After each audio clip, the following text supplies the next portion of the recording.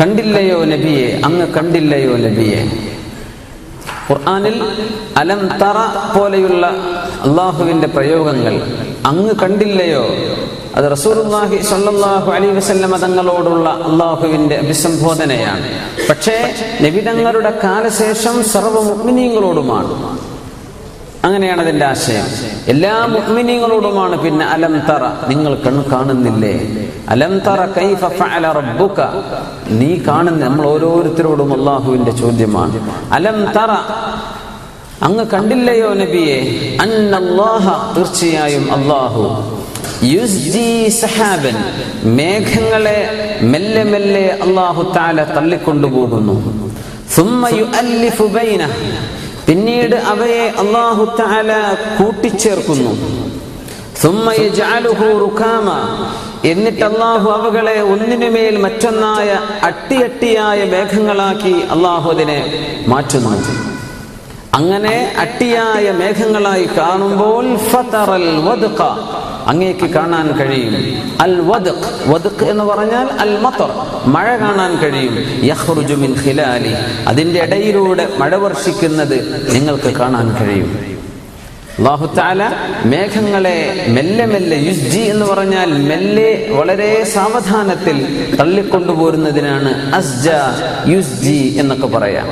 യുസ്ജി, അല്ലാഹുവാണ് സഹാബൻ, മേഘങ്ങളെ മെല്ലെ തള്ളിക്കൊണ്ടുവരുന്നത്.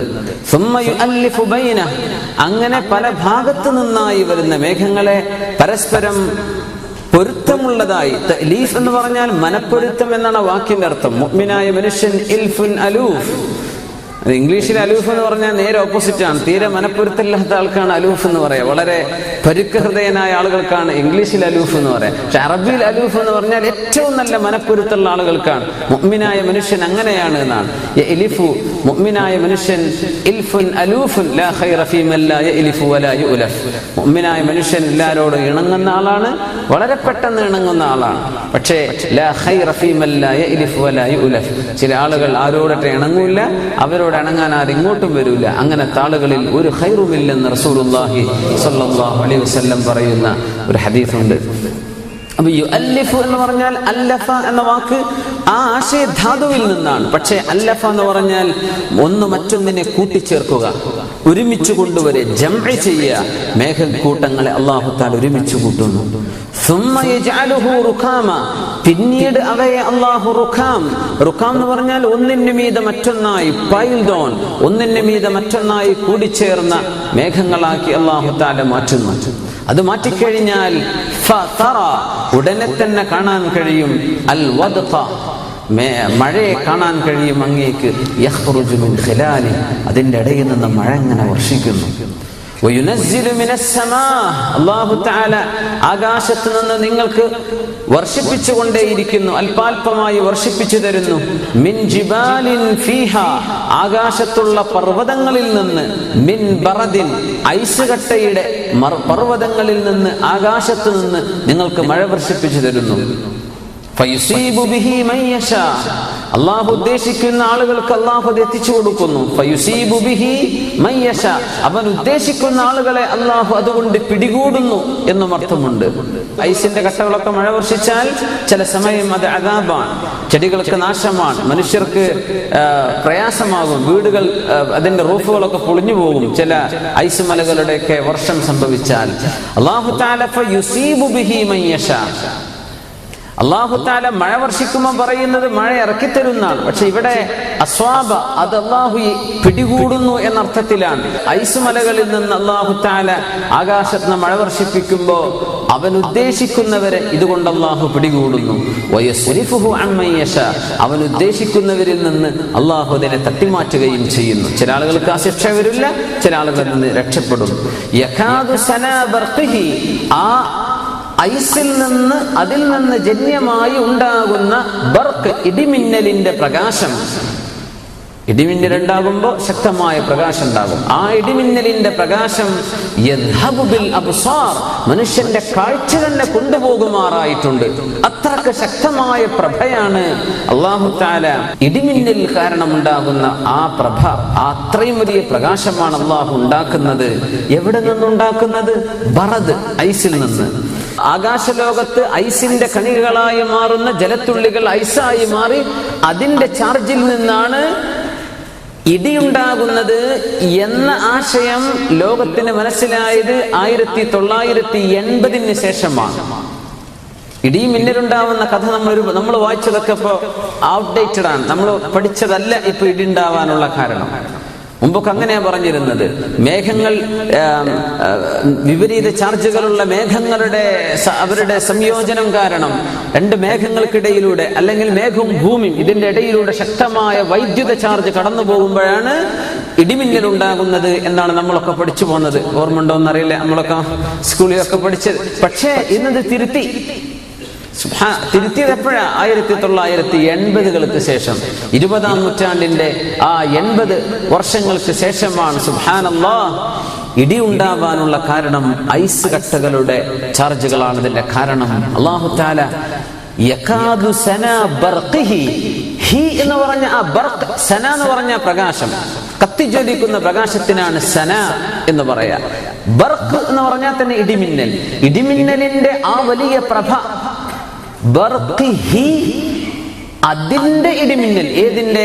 അഹി എന്നത് മിൻ ബറദിൻ, ഐസ് എന്ന് പറഞ്ഞ വാക്കിലേക്കാണ് മടങ്ങുന്നത്. ആ ളമീറിന്റെ മർജിഅ ഇലൈഹി ബറദ്. അപ്പൊ ഐസിനാൽ ഉണ്ടാകുന്ന ഇടിമിന്നൽ ആകാശലോകത്തെ മേഘത്തിന്റെ ഉള്ളിൽ അതിസാന്ദ്രം -ഡിഗ്രി, -40-നും 60-നും 60ഓളം, -60ഓളം വരുന്ന ഡിഗ്രിയിൽ അതിസൂക്ഷ്മമായ ഐസ് കണങ്ങളായിട്ടാണ് അല്ലാഹു തആല ഈ മേഘങ്ങളെ ആകാശലോകത്ത് നിർത്തുന്നത് എന്ന് ഇന്ന് നമുക്കൊക്കെ വ്യക്തമായി അറിയുന്ന വളരെ പഠനങ്ങൾ നടന്ന വിഷയമാണ്.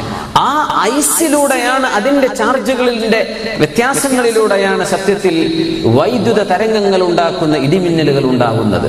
അള്ളാഹുവിന്റെ പരിശുദ്ധ മഹാനായ ഷെയ്ഖ് സഗലൂൽ അൻ-നജ്ജാർ അമദ്ദല്ലാഹു ഫീ ളില്ലി, അവരെ പോലെയുള്ള മഹാന്മാരായ പണ്ഡിതന്മാർ ഈ ആയത്ത് വിശുദ്ധ ഖുർആനിന്റെ വലിയൊരു അത്ഭുതങ്ങളിൽ അത്ഭുതമാണെന്ന് പറഞ്ഞിട്ടുണ്ട്. കാരണം ഐസിന്റെ ചാർജുകളാണ്, ഐസ് ഏറ്റവും മുകളിലേക്ക് പോയി മേഘത്തിന്റെ മധ്യഭാഗത്ത് വന്ന് പതിക്കുന്ന പതനങ്ങളിലൂടെയാണ് ഈ ചാർജ് രൂപപ്പെടുന്നതെന്നും അതിലൂടെയാണ് സത്യത്തിൽ ഇടിമിന്നൽ ഉണ്ടാകുന്നത് എന്നും കണ്ടെത്തപ്പെട്ടത് ഈ അടുത്ത സമയത്താണ്. സുബ്ഹാനല്ലാഹ്, അത്രയും അത്ഭുതകരമായ വിവരങ്ങൾ, അതിസൂക്ഷ്മമായ വിവരം 21-ാം നൂറ്റാണ്ടുകാർക്ക്, 20-ാം നൂറ്റാണ്ടിന്റെ അവസാനക്കാർക്ക് ബോധ്യപ്പെടുന്ന രീതിയിൽ അള്ളാഹുവിന്റെ പരിശുദ്ധ വചനം നമുക്ക് പഠിപ്പിച്ചിരിക്കുകയാണ്. ഇത് അള്ളാഹുവിന്റെ അത്ഭുതമാണ്. ആ വലിയൊരു നിഅമത്തിനെ സംബന്ധിച്ചാണ് അള്ളാഹു പഠിപ്പിച്ചു തരുന്നത്. നോക്കണം, മഴയെക്കുറിച്ചുള്ള ചർച്ച, വെള്ളത്തെക്കുറിച്ചുള്ള ചർച്ച വിശുദ്ധ ഖുർആനിൽ ഒരുപാട് കാണാൻ കഴിയും. മക്കയാണെങ്കിലോ മദീനയാണെങ്കിലോ അറേബ്യയാണെങ്കിലോ വെള്ളമില്ലാത്ത നാടാണ്. വല്ലപ്പോഴും പെയ്യുന്ന മഴ അവിടെ ഉണ്ടാവുള്ളൂ. പക്ഷേ ഖുർആൻ എടുത്തു നോക്കിയാൽ മഴയെപ്പറ്റി എത്രയാണ്, മഴയുടെ ഗുണങ്ങളെപ്പറ്റി എത്രയാണ്. മേഘങ്ങളെ സംബന്ധിച്ച് മേഘപടലങ്ങൾ ഒന്നുമേ, മേഘപ്പാളി പോലും കാണപ്പെടാത്ത നിരന്തരമായ മാസങ്ങൾ കഴിഞ്ഞു പോകുന്ന പ്രദേശങ്ങളാണ് ഈ ട്രോപ്പിക് ഓഫ് ക്യാൻസർ കടന്നു പോകുന്ന സൗദി അറേബ്യ പോലെയുള്ള പ്രദേശങ്ങൾ. മഴ പോയിട്ട് മഴക്കാറ് പോലും കാണാനില്ല. പക്ഷേ അവിടെ നിന്നാണ് വിശുദ്ധ ഖുർആൻ മഴയെ സംബന്ധിച്ച് പറയുന്നത്. മഴയുടെ അത്ഭുതങ്ങൾ പറയുന്നത് അങ്ങനെയാണ്. അത് വിശുദ്ധ ഖുർആൻ ഒരു പ്രദേശത്തേക്കുള്ളതല്ല എന്ന് മനസ്സിലാക്കുന്ന ചില സൂചനകളാണത്. ഖുർആൻ എല്ലാ എല്ലാ മനുഷ്യർക്കുള്ളതാണ്, എല്ലാ ജിന്നുകൾക്കും എല്ലാവർക്കും ഉള്ളതാണ്. എല്ലാ ജീവനുള്ള വസ്തുക്കളെയും വെള്ളത്തിൽ നിന്ന് നാം സൃഷ്ടിച്ചു എന്ന് അല്ലാഹു തആല പറയുന്നുണ്ട്. വെള്ളത്തിൽ നിന്ന് സൃഷ്ടിച്ചു. ഇന്ന് നമുക്ക് മനസ്സിലാകുന്നതാണ്, ഏതൊരു ജീവനുള്ള വസ്തുവിന്റെയും ശരീരത്തിലെ 70 മുതൽ 90% വരെ ശരീരഭാഗം വെള്ളമാണ്. നമ്മുടെ ശരീരത്തിൽ വെള്ളമാണ് ഏറ്റവും. അത് ബ്ലഡിന്റെ രൂപത്തിലാകാം, മറ്റു ലായനികളുടെ രൂപത്തിലാകാം, പക്ഷെ വെള്ളമാണ്, ജലാംശമാണ്. എല്ലാ ജീവജാലങ്ങളിലും ബഹുഭൂരിപക്ഷം 90% കാണുന്നത് ജലാംശങ്ങളാണ്. ജീവജാലങ്ങൾ ഉണ്ടായത് വെള്ളത്തിൽ നിന്നാണ് എന്ന് പറയുന്നത് ഒരിറ്റു വെള്ളം പോലും കിട്ടാനില്ലാത്ത നാട്ടിൽ വെച്ചാണ്. വിശുദ്ധ ഖുർആൻ അല്ലാഹുവിന്റെ വചനമാണെന്നതിന്റെ ഏറ്റവും വലിയ ദൃഷ്ടാന്തങ്ങളാണ് അല്ലാഹു പറയുന്നത്.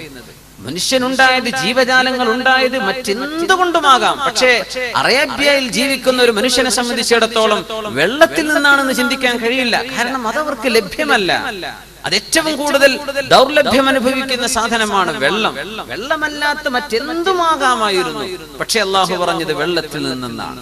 സുബ്ഹാനല്ലാഹ്. അതൊരുപാട് കാലങ്ങൾക്ക് ശേഷം വരാൻ പോകുന്ന യുക്തിവാദം തലയിലേക്ക് കയറുന്ന ആളുകൾക്ക് ബോധ്യപ്പെടാൻ അള്ളാഹുവിന്റെ ചില രഹസ്യങ്ങൾ ചില വചനങ്ങളിലൂടെ സൂക്ഷിച്ച് തന്നിരിക്കുകയാണ് മനുഷ്യർക്ക് ബോധ്യപ്പെടാൻ.